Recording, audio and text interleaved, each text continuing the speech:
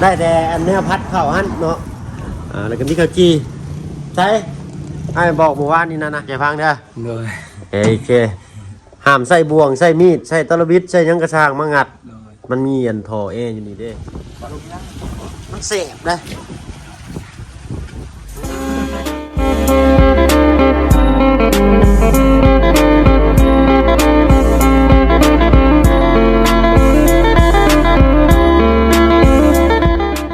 พี่น้องเนาะเปิดคลิปเปิดภาพมาบ้านนี้ก็อยู่บ้าน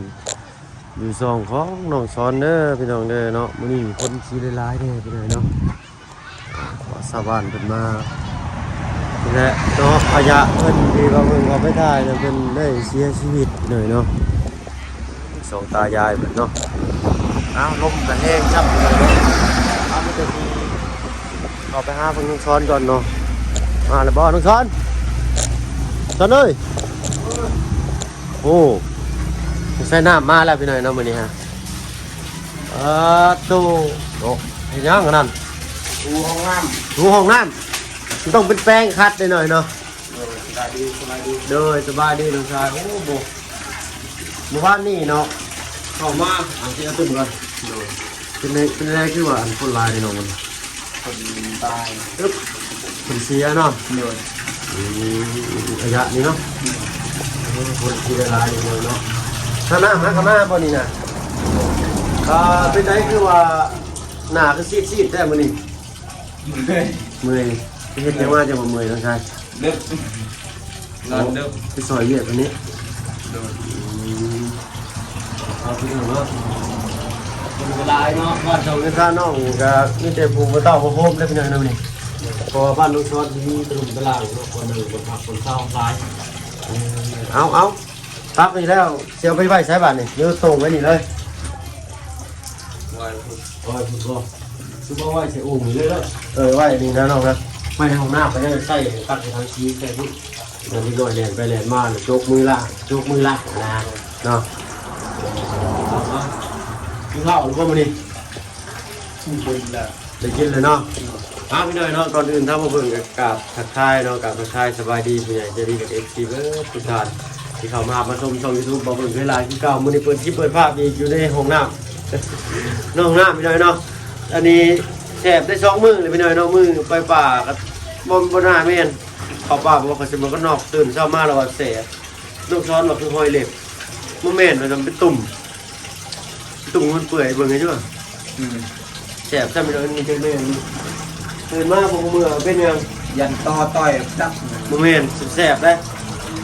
ต่อมันสิปวดอันนี้นี่ยังแปลกได้จะถึงอย่างบ่ฮู้เลยเรียกว่าเขานั่งแล้วเสร็จบอกนี่ยังใหม่จับเสร็จแสบเลยเนาะหมุนไปเลยปกติก็หมุนอยู่แล้วเนาะยามมันยามหนาวซ้ำเลยสบายดีเด้อสบายดีท้องชายเอาตรงไว้ก่อนวันนี้ไอซีเดนำในการใส่ตู้เย็นคือไอบอกเมื่อวานนี่เห็นเรียบร้อยโอเคไปมาพี่เอาวันนี้มีนี่มาวันนี้ฮะนี่คือเก่าไปเลยเนาะข้าวจี่เขาแล้วก็กระติบข้าวแล้วก็ค้อนไปโดยเอาไว้ใส่เวียกเนาะทางเมจะดีทางฝั่งไทยเพิ่นนั่นแหละเนาะสิพาไปซอยเวียกน้องกระเจืองได้ว่างๆพุ่นเลยเนาะให้เจ้าผักผ่อนก่อนเพราะว่า2มื้อแล้วพี่น้อยเนาะทางน้องซ้อนเพิ่นบ่ได้อยู่บ่ได้เช้า3มื้อนี้เนาะอันนึงทางลุงจันทร์ซื้อมาแล้วแต่ว่าต้องใช้อยู่น้ำสร้างพุ่นเนาะเพราะว่าเพิ่นมาเฮ็ดบ้านน้องซ้อนรอบนั้นได้พี่น้อยเนาะ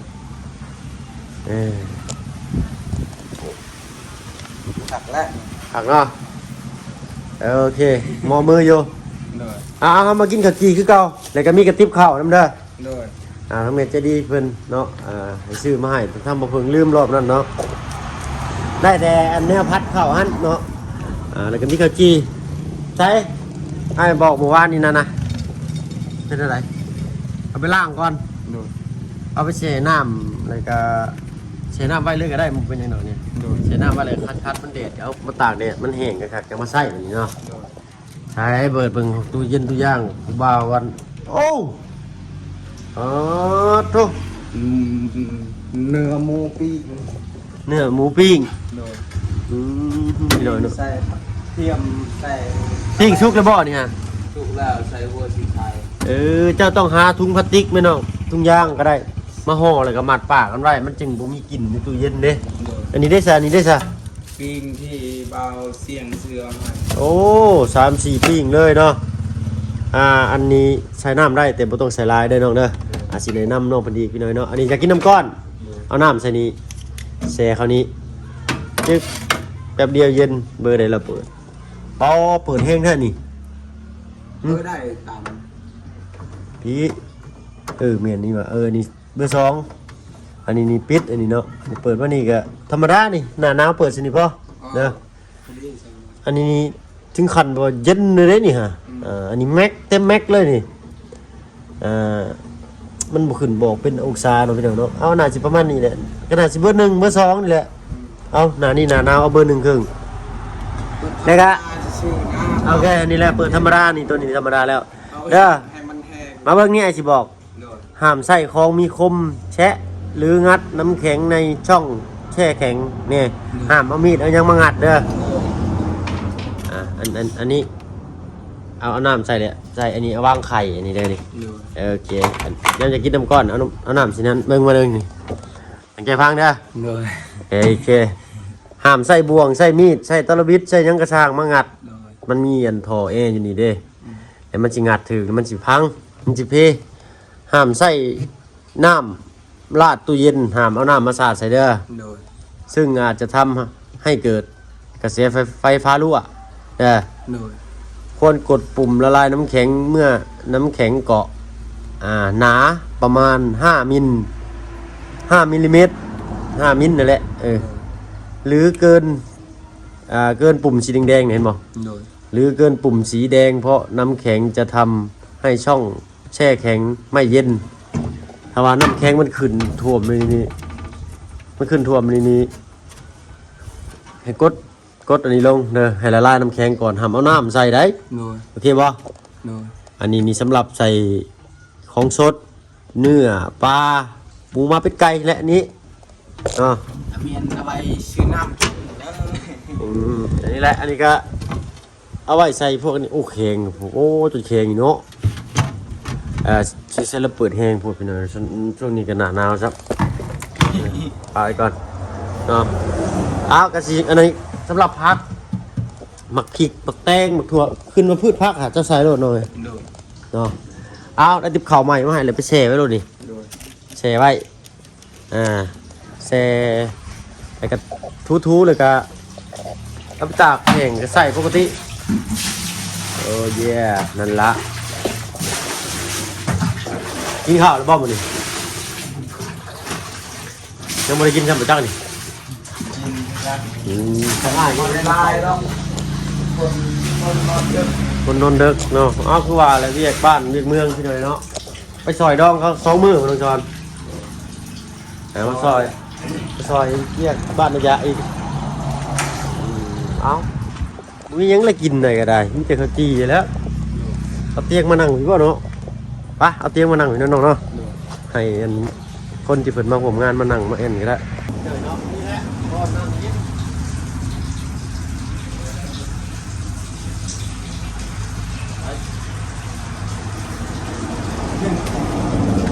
ดูเลยเจ็ดดีตรงไหนชื่อเดียว ยันเป็นปักเอ๋ยเนี่ย โมเมนต์เป็นญาตินี่ลูกพี่นางโรงเรียนลูกแม่พ่อหรือว่าคุณคนเอาไฟจี้เนาะ ก็คือเลยเขาคิดว่าเขาเอาใบจี้แล้วน่ะเราไม่ได้คิดยังดอก จะเจ๊ใหม่ คือเขาจี้ใช้การปลูกเนี่ยจี้ไม่ได้จี้ ใครจำได้ว่าไอ้ขี่รถมาเมื่อก่อนมันก็เป็นไหม้ดินมาจับคอเลยเช็ดแล้วมันออกห้อนแล้วร่างหน้าหายไปขึ้นยังไปหน่อยตรงนี้เอาเปิดน้ำกองน้ำเอากินเลยชอบกินพูดอยู่ข้าวเท่านี่นี่น้องไม่ใช่ การลา เขา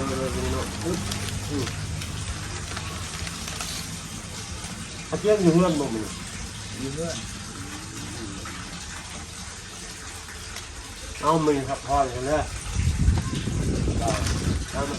ไปก็เฮ็ดเวียกจากโรงเรียนก็ เรานอนอยู่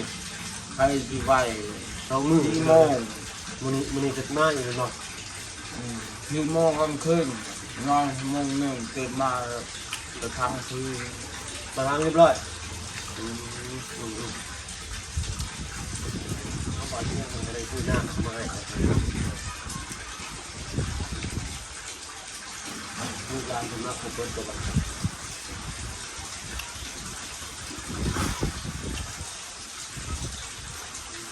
เลยเนาะมีอะไรอันมันอันอยู่โตใกล้มันหมดไปอยู่ในบอลในขางส่วนฉะนั้น เบื่อ เอาขึ้นไปทางนี้นี่ แม่เลยใส่กันทั้งหมด ถึงรุ่นเลย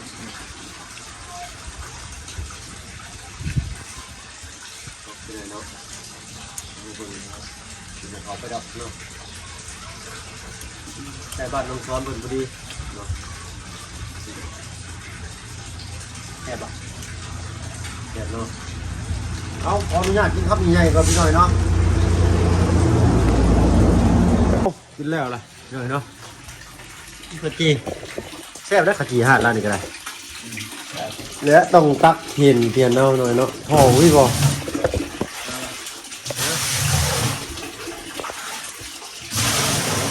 เมื่อไรห่อ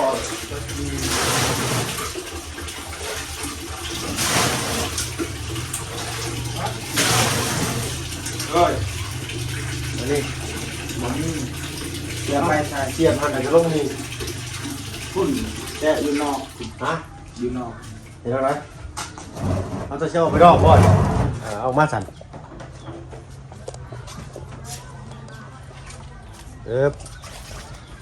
นั่นแหละตรงนี้ไว้ใส่อยู่นอกนี่เวลาหัวล่างบ่วงเอาเริ่มเก่าหมดแล้วต้นกล้วยผม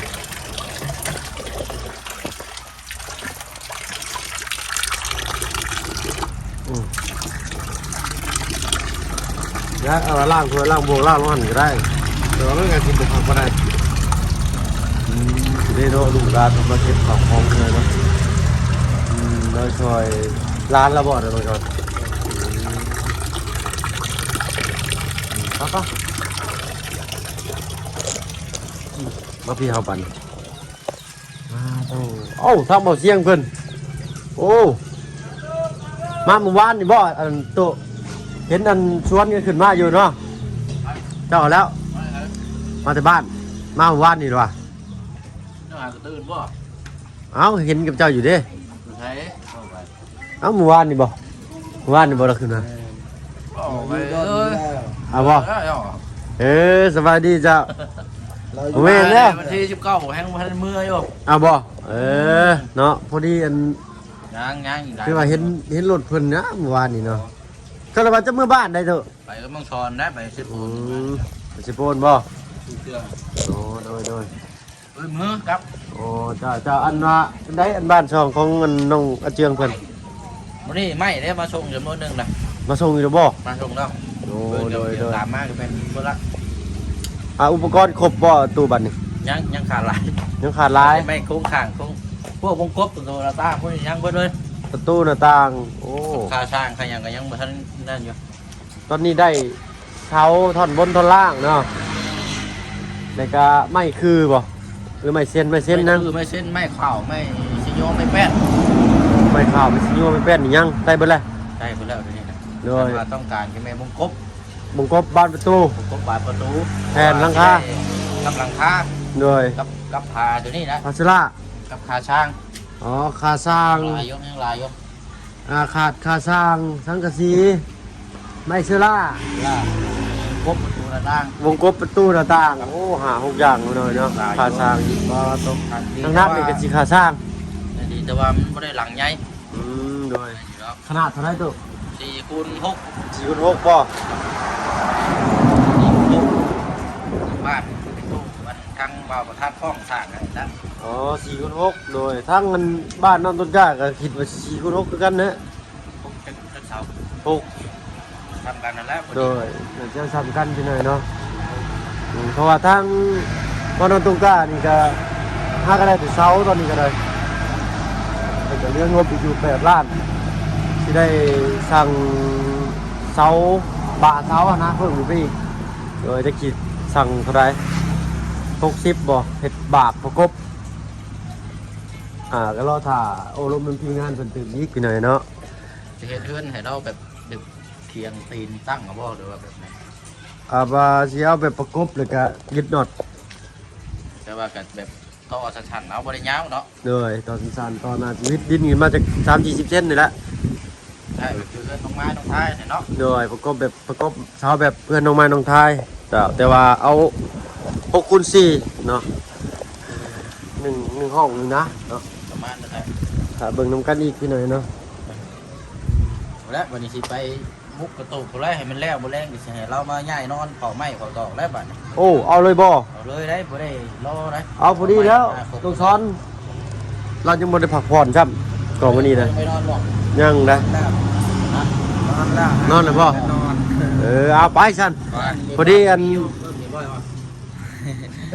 น้อยก็ไปให้ทุนก่อน เอาเดี๋ยวสิเพิ่มเติมอีกพี่น้อยเนาะเพราะว่า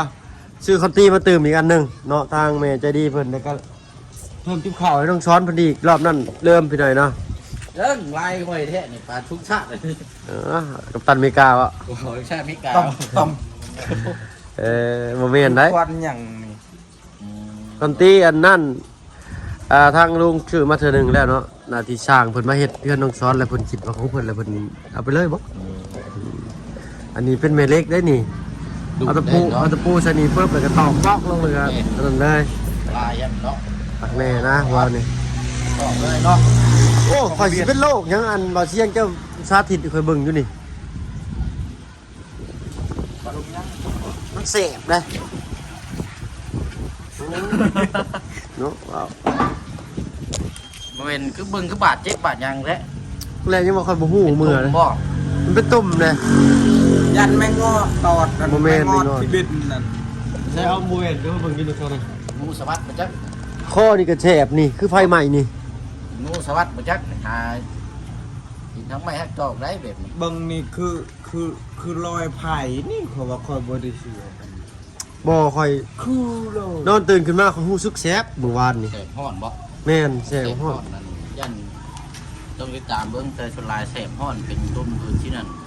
ยันงูสวัสดิ์ มียังงูสะบัด เอาเป็นพืชในบนห้องงูสวัสดิ์ ข่อยยังเป็นรองโครองแก้วอันนั้นลายกลัวอันตราย แก้วอันเดียวกันนะเป็นงูสวัสดิ์กับ บ่ ว่าเราเคยเป็นสิเป็นแท้นี่ ว่าก็อยู่เฮากับคลัมได้กินได้พวกของกระแดะพวกของรองพวกนี้เฮาก็ระวัง มันแสบต้นนี่คอนี่แสบคือไฟใหม่นี่บ่มื้อนั้นน่ะ ตีให้ก่อนตี ข่อยตัดผมแล้วข่อยเลยแสบในคอนี่หน้าข่อยคิดว่าอันผมปะมือข่อยมาฮอดแล้วข่อยตัดผมนี่คอนี่ แพ้อย่างชักย่างอันนี้เนาะถึงเกิดมันจะ มันบ่แม่นนะมัน กินยาแก้แพ้เบิ้งถึงเกิดมันหายมันเศร้าเด้อลองเบิ้ง ต้องไปหาหมอเลยแหละ กินยาแก้แพ้เบิ้งถึงเกิดแพ้นี่เนาะ แรกๆยังบ่ได้ไปอยู่เอาน้ำมาให้ทั้งบ่เสียงคุณแม่นี่โอ้ยเปิดกินเองก็ได้นี่เนาะ กิโลดเข้าก็เอากิน บ่แล้วเนาะเจะเป็นเจ้าของเฮือนเวลาแขกคนมาเด้อนี่เรื่อง เอาคอยบางเทื่อก็ค่อยเอา บ่แล้วเนาะมันมารยาทได้อันนี้น้องเอ้ยเนาะสิบอกให้เด้อสังคมเด้อเด้อ สังคมประเทศลาว เวลาแขกคนมาเนาะเจะต้องหาน้ำอยากบ่อยากก็ต้องหามาให้เพิ่นแหละเนาะมันตั้งให้เพิ่นเด้อน้ำเด้อบ่ว่าทีมงานอ้ายคือกันบ่ว่าไผก็ตามแต่ที่ว่าเพิ่นย่างมาเล่นมือเอ็นน้ำเพื่อนน่ะเนาะให้เตรียมมาโลดน้ำนั่นเนาะเย็นปวดหัวอยู่ว่าอยู่ใช่เหมาะมืออยู่บ่เอาตะปูถ้าบ่เชียงซื้อมาเลยเนาะตอกผนังบ้านน้องกระเจียงเพิ่น คนอยู่บ่อน ลืมไปได้ หา เนาะ นะ ปูเบิ้ลไปได้เมื่อวานนี่ ปูหมด เบิดแล้ว ไปชื่อไปล่ะไปเอาตะปูหกเด้อ ปูฮอด บุกบ่ บนจักโลนึงก็ได้ บุกฮก ปูหกมาจักโลนึงบนจอกปากกระจางเนาะ บุกฮกเลยก็ต้นตะปูแว่ไอ้ตู้ บ่เว้มันสั่นเพิ่ม บ่ได้ฮะตอกผนังมันอะไร ของขาเนาะ แม่น จะได้ว่าดอกว่าตอกมันบ่วิดเลยครับว่า บ่นะพากระจาดที่มันบางๆน่ะตอกติดกับไม้น่ะมันต้องใช้ตะปูแว่ เขาว่าเนาะ แม่น เอาตะปูแว่ก็ได้ล่ะปู ปูหกบ่ ตะปูหกบ่ได้มีเว่จะสิตอกเขาผนังมันก็ กูแหวนด้วยเลย นักแล้วเอ้ย ประมาณนี้แหละ40นี่แหละนะคืออยู่ถ้ามันขาดนี่เจ้าก็โชคชัยน้ำเด้อ กูมันม่วงนั่น ตะปูหมวกหั่นละ ไปซีเด้ รุ่นใหญ่กว่ารุ่นน้อย รุ่นน้อยมีรุ่นเดียว มีขนาดเดียวว่าตะปูตอกทางไอซีก็จะเอาลูกโอ้ล้น บ่อันนี้คือเฮาสิเอามาตอกกันไม้พา เอ็มผา ถ้าว่าเฮาบ่อยากใช้ตะปูแว่เบิ่นเฮาก็พาลีนไม้ตอกเอาก็ได้เดี๋ยวได้ กันว่ามันก้าวไม่ได้ใช่ก็เอาตะปูหกมาก็ได้ ตะปูหกมาละ เดือเขาพอได้ตอกอย่างอื่น มันสิได้ตอกอย่างอื่นนํเด้ ตะปูหกนะโลนึงเด้อ เอาคอยได้สีรุดเลย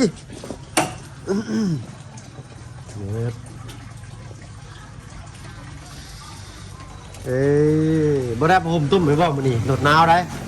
โอเคซะเราพบพรคลิปหน้าสำหรับคลิปนี้ถ้ามาเพิ่งให้น้องช้อนทางบ่เชียงก็สิขอตัวลำลาก่อน สบายดีเด้อ เลยเนาะเอาขอบคุณทางติ๊บเข่าเลยก็ทางคอนตีเนาะทางเมจเจนี่ทางฝั่งไทยเพิ่นเลยเนาะโอ้ดีอกดีใจหลายเพิ่นกินข้าวแล้วเจ้านั่นยังบ่เอาเนาะไปสั่นเนาะชื่ออันนี้มานำเด้อเอาชื่อนี้มาให้เลยกระทิงแดง2 M100 1ลิโพ1 วิดโด ลิโพเซ็ตบ่เป็นซ้ำเดี๋ยวอาจจะไปซื้อเองสั่นเนาะมาเอาตึ้มมาเดี๋ยวพบพอกันพี่น้อยเนาะอยู่บุญเด้ออยู่บ้าน2ของน้องอาเจืองพี่น้อยเนาะมื้อนี้ทางเบาเชียงสิได้เข้ามาลงมือเฮ็ดแอมฟ้าบ้านให้น้องอาเจืองกระตุกน้อยว่าซั่นซะเนาะเอาทางเฮาก็สิได้ไปช่วยเพิ่นนำกันนั่นแหละพี่น้อยเนาะสำหรับคลิปนี้ถ้าผมขอตัวลำลาก่อนพี่น้อยเนาะผมพอกันคลิปหน้าเด้อเนาะสำหรับคลิปนี้ลาแล้วพี่น้อยเนาะสวัสดีจ้ะ